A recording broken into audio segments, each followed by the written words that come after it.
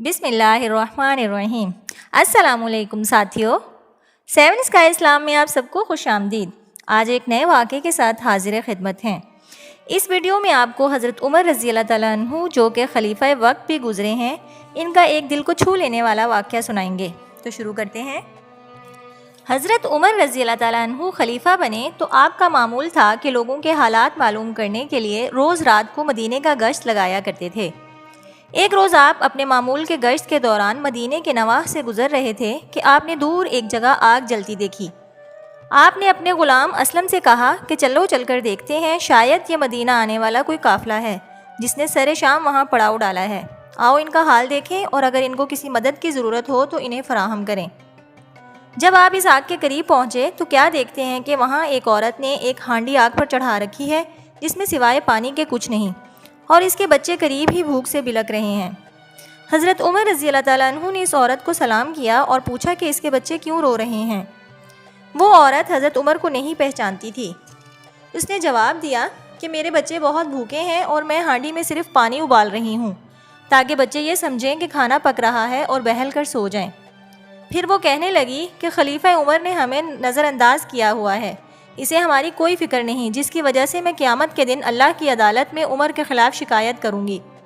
یہ سن کر اور اس عورت کی بے بسی دیکھ کر حضرت عمر کی آنکھوں میں آنسو آ گئے۔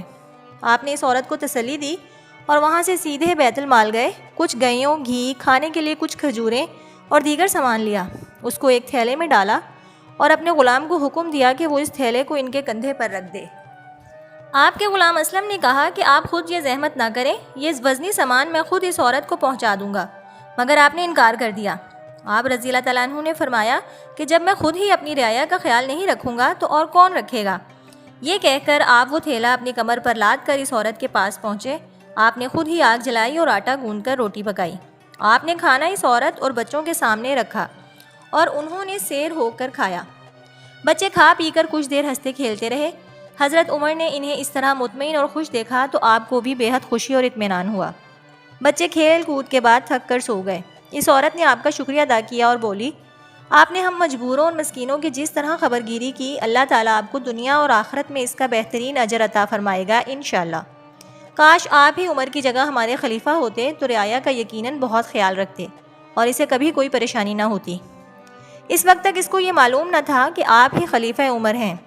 آپ نے جواب میں فرمایا، جب تم مدینہ آؤ گی تو مجھے ہی خلیفہ کی جگہ دیکھو گی۔ آپ کچھ دیر وہاں رکے اور مدینے واپس آ گئے۔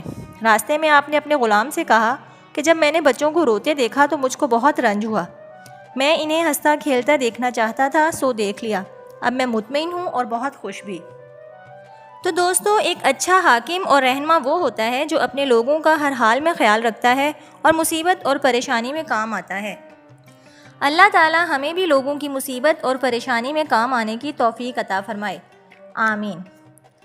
اگر آپ کو آج کی ویڈیو پسند آئی ہو تو اسے لائک ضرور کریں، اور اگر آپ اسلامی اور تاریخی واقعات اور سبق آموز کہانیاں اور قصے سننے میں دلچسپی رکھتے ہیں تو ہمارے چینل 7 اسکائی اسلام کے ساتھ جڑے رہیں۔ ہمارے چینل کو سبسکرائب کریں اور ساتھ لگے بیل آئیکن کو بھی پریس کریں تاکہ ہماری نئی آنے والی سبھی ویڈیوز آپ تک سب سے پہلے پہنچیں۔ اللہ تعالیٰ آپ کا حامی و ناصر ہو۔ دعاؤں میں یاد رکھیے گا، جلد ہی پھر ملیں گے۔ اللہ حافظ۔